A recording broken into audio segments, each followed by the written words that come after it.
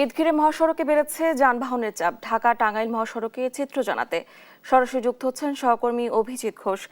অভিজিৎ, কেমন দেখছেন সড়ক পরিস্থিতি? যাত্রীরা ভোগান্তির শিকার হচ্ছেন কিনা জানাবেন আমাদেরকে।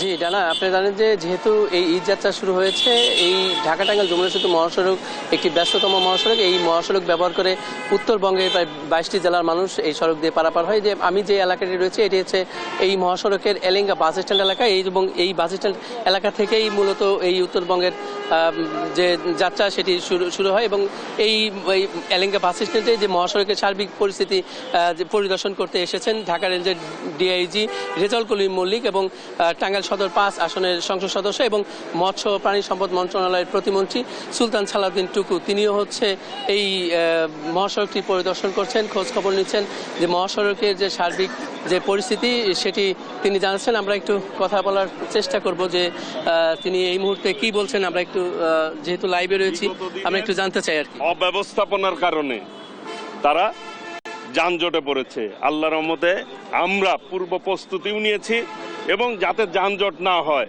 সার্বক্ষণিক কিন্তু তদারকি করছি। আমি নিজে তদারকি করছি, ডিআইজি সাহেব কিন্তু রাস্তায় আছেন, এসপি সাহেবও রাস্তায় রয়েছেন, পুলিশের সমস্ত কর্মীরা রাস্তায় রয়েছেন, আমাদের কর্মীরাও রাস্তায় রয়েছেন পুলিশকে সহযোগিতা করার জন্য।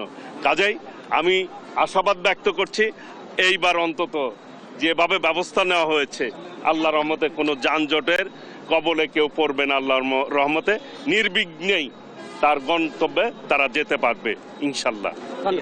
জি, প্রতিমন্ত্রী বলছিলেন আমরা একটু কথা বলতে চাই। ঢাকা রেঞ্জের ডিআইজি, এই যে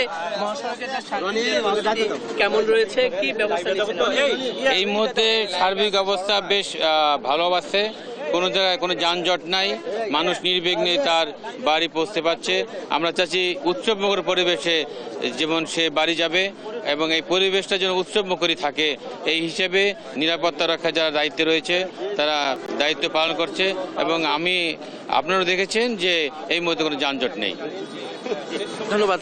তিনি বলছিলেন যে যেহেতু মহাসড়কের যে সার্বিক পরিস্থিতি তারা দেখভাল করছেন, প্রতিমন্ত্রী এটি পরিদর্শন করছেন, এবার এই যাত্রায় স্বস্তি নিয়ে ফিরছে এমনটি প্রত্যাশা তাদেরকে। এই ছিল ঢাকা টাঙ্গাইল যমুনা সেতু মহাসড়ক থেকে আমার কাছে সর্বশেষ।